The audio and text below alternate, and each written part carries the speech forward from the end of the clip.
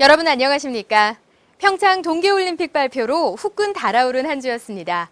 이번 주에는 IT 관련해서 어떤 소식들이 있었을까요? 먼저 한 주간의 주요 뉴스부터 살펴보겠습니다.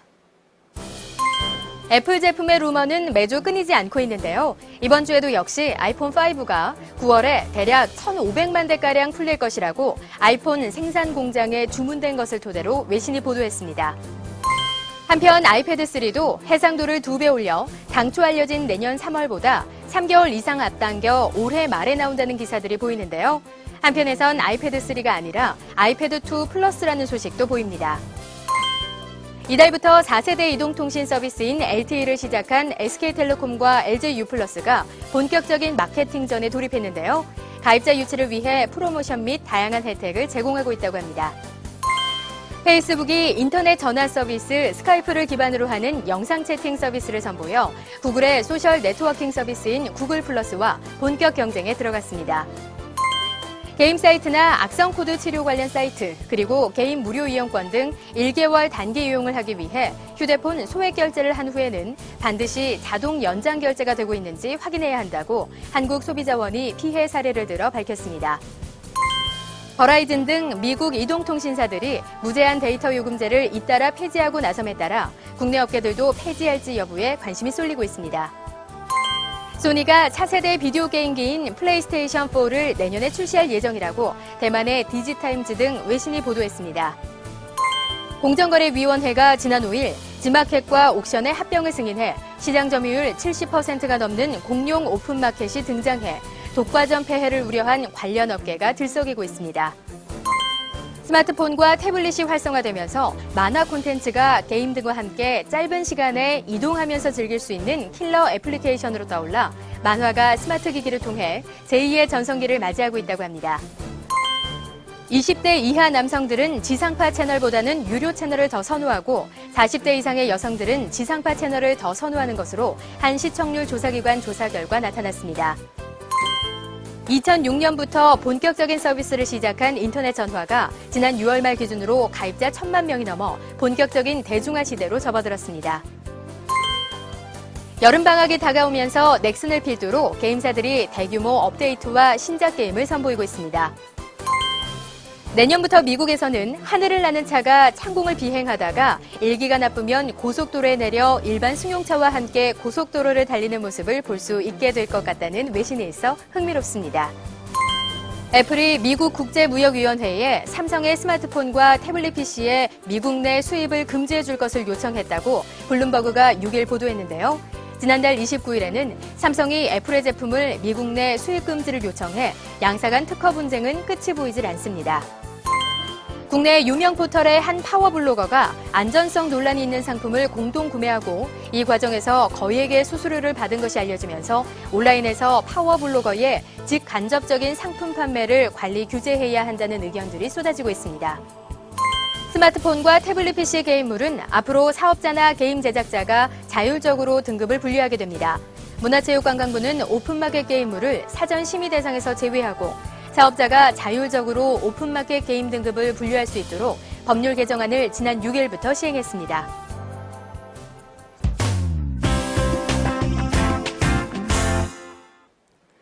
요즘 LTE, 즉 4세대 이동통신이 화제가 되고 있죠. 현재의 3G 통신보다 더 빠른 속도를 자랑한다고 하는데요. 알짜뉴스에서 2주간에 걸쳐 LTE에 대해 알아보도록 하겠습니다. 먼저 LTE가 뭔지, 또 통신요금에는 어떤 것들이 있는지 이진 기자가 전합니다. 최근 스마트폰 사용자가 증가하며 전화통화 중 끊기거나 무선 인터넷 접속에 장애가 발생하는 등의 문제가 있습니다. 3G망이 수용할 수 있는 데이터 트래픽이 초과되었기 때문인데요. 이를 개선하고자 SKT와 LG유플러스가 새로운 통신망 LTE를 들고 나왔습니다. LTE는 롱텀 에볼루션의 약자로 3G의 뒤를 잇는 4세대 통신 방식입니다. LTE의 속도는 일반 가정의 유선 인터넷 수준과 비슷합니다. 그만큼 고용량 파일을 다운로드 받거나 영상 스트리밍 서비스 이용 시 상당한 매력을 발휘하게 됩니다. SKT와 LG유플러스는 지난 7월 1일부터 LTE 서비스를 시작하며 본격 경쟁에 돌입했습니다. 두 회사는 스마트폰이 아닌 모뎀, 라우터로 서비스를 시작했기에 본격 경쟁 시기가 지금보다 조금 늦춰지지 않겠느냐는 관측들을 하고 있지만 현재 분위기만으로도 양사 간 경쟁이 치열합니다. SKT는 데이터는 LTE로 음성은 종전 3G망을 활용한다는 정책을 세우고 있으며 2014년 총 데이터 트래픽의 약 65%를 LTE가 수용할 것으로 예상하고 있습니다. 이와 달리 LG U+는 음성과 데이터를 모두 LTE로 이용한다는 전략입니다.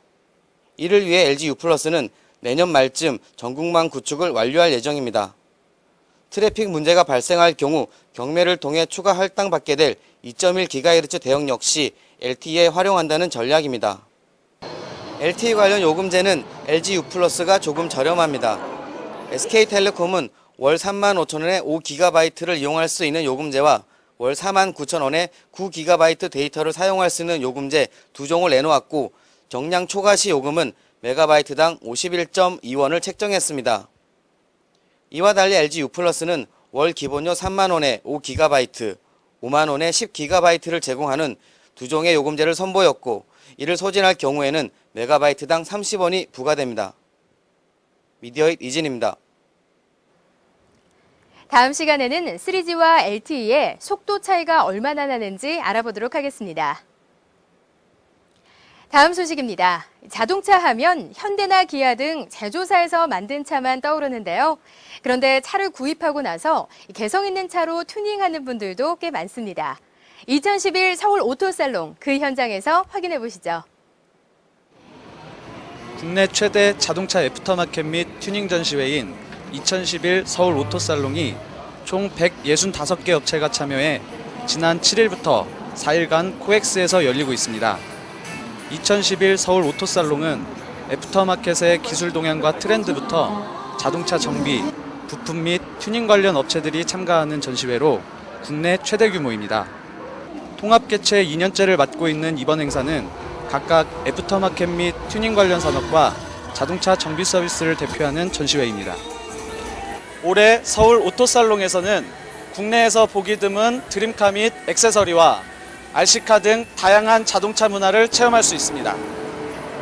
해외 슈퍼카 브랜드의 양산차부터 콜벳, 머스탱으로 대표되는 정통 아메리칸 머스카, 튜닝차 등 드림카를 포함해 전체 전시차종은 총 100여 대 규모입니다. 자동차 문화의 다양성을 볼 수 있는 백야드 빌더들의 수제차 키트카, 고성능 카오디오 시스템이 장착된 DJ카 등 이색 차량들도 선보입니다. 자동차 애프터마켓에 관한 최신 기술 트렌드도 살펴볼 수 있습니다. 연료 효율을 높이는 각종 장치와 틴팅 필름 등 차량 유지 관리에 관한 상식도 얻을 수 있습니다. 특히 최근 자동차용 액세서리로 각광받고 있는 블랙박스는 DIY 제품부터 구매 상식, 이용 방법 등을 교류할 블랙박스 전용관을 따로 운영합니다. RC카 레이싱 대회와 일반 관람객을 대상으로 시험주행 및 시연 행사를 진행하는 등 이색적인 볼거리도 다양합니다.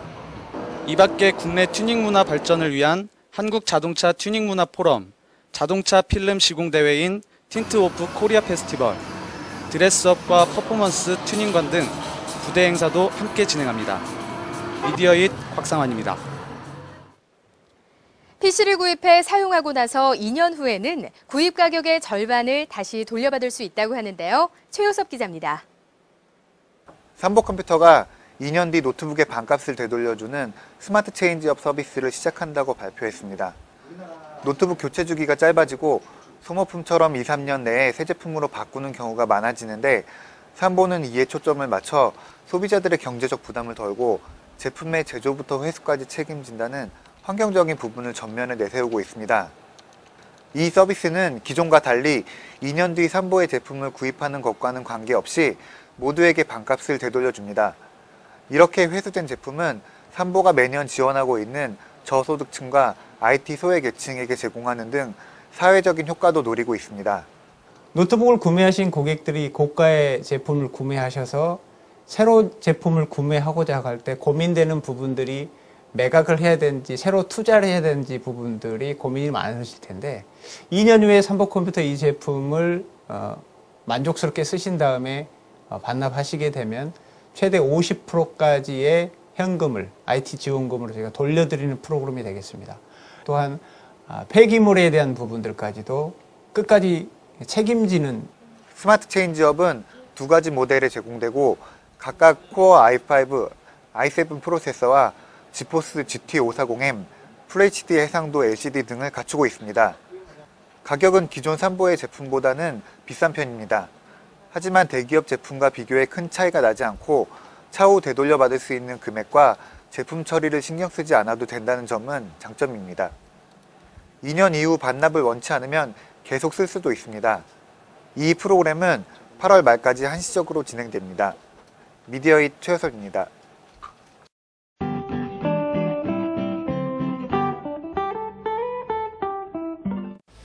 소니는 지난 6일 플래그십 노트북 바이오 Z를 발표했습니다. 이 제품은 소니의 기술력을 모두 집약해 만든 것으로 2세대 인텔 코어 프로세서와 SSD 기반으로 기존 세대 제품과 차별화되는 성능과 얇고 가벼운 것이 특징입니다. 에이서는 듀얼 OS를 탑재한 넷북을 출시했습니다. 이 제품은 국내 넷북 제품 중 최초로 윈도우 7과 안드로이드 OS 두 운영체제를 함께 탑재한 것이 특징이며 필요시 안드로이드 OS 기반으로도 인터넷 접속을 하거나 멀티미디어를 사용할 수 있다고 합니다. 올림푸스는 펜 미러리스 디지털 카메라 신제품 3종류와 전용 렌즈 2종류를 함께 선보였습니다. 스카이 디지털은 스마트폰과 스마트패드에 호환이 가능한 폴더형 블루투스 키보드를 내놨습니다. 이 키보드는 공간 절약형 접이식 디자인으로 간편하게 반으로 접어 휴대할 수 있으며 타이핑이 편리한 풀사이즈 레이아웃을 적용해 스마트폰이나 스마트패드로 보다 더 빠르게 타이핑할 수 있습니다. 다음 주에는 본격적인 무더위를 알리는 초복이 있습니다. 여름철 자신만의 건강관리 어떻게 하시나요? 7월 둘째 주 알짜 뉴스는 여기까지입니다. 여러분 고맙습니다.